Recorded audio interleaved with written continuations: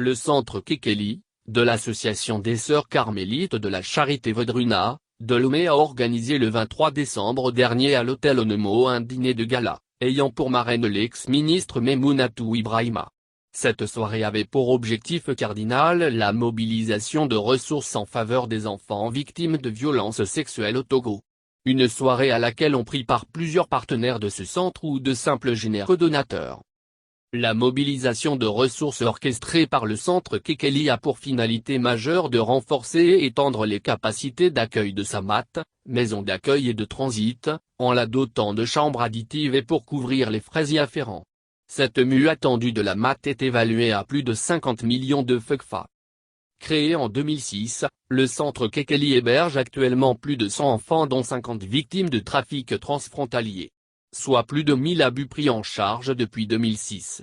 Avec dans le lot de ces mots pris en charge un nœud gordien de plus en plus préoccupant, selon sœur Elisabeth Mabangui, coordinatrice de ce centre, les violences sexuelles ne sont pas un mythe dans nos sociétés contemporaines dont celle du Togo, elles déchirent les cellules familiales. Ce centre selon ses premiers responsables offre actuellement une capacité limitée de 8 places pour les enfants victimes de violences et abus sexuels qui vont malheureusement crescendo. Pour ce faire le centre Kekeli a élaboré un projet Vision 2024 estimé à environ 41 millions de FCFA pour mieux faire face aux violences et abus sexuels.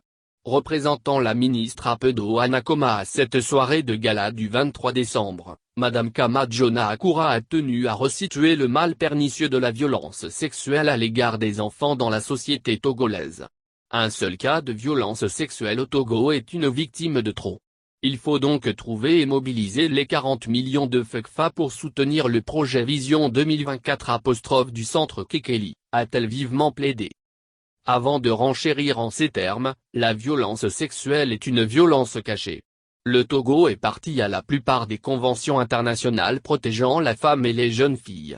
Cette fonctionnaire s'est aussi attardée sur les dispositions du nouveau code pénal sanctionnant les violences sexuelles, et a indiqué que près de 230 personnes au cours de la dernière décennie ont été condamnées au Togo pour violences basées sur le genre. Tout en encourageant et soutenant l'engagement du centre Kekeli en faveur des enfants togolais, elle a rappelé d'une part que pendant la Covid-19, les femmes et filles ont été les plus vulnérables.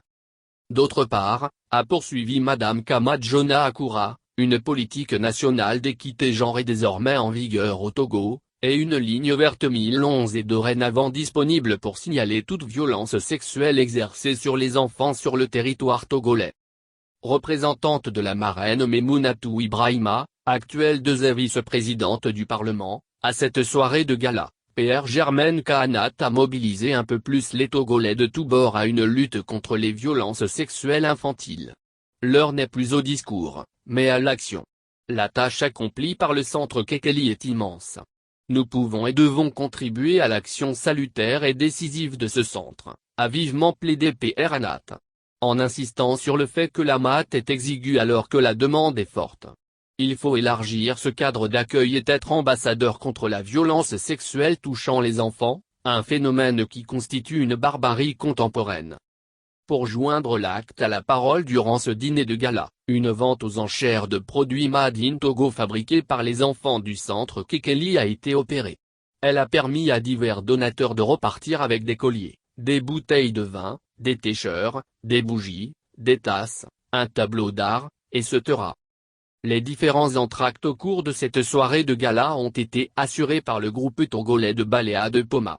La diffusion d'un film documentaire livrant des témoignages poignants d'enfants victimes de différents types de violences sexuelles a mis fin à cette soirée.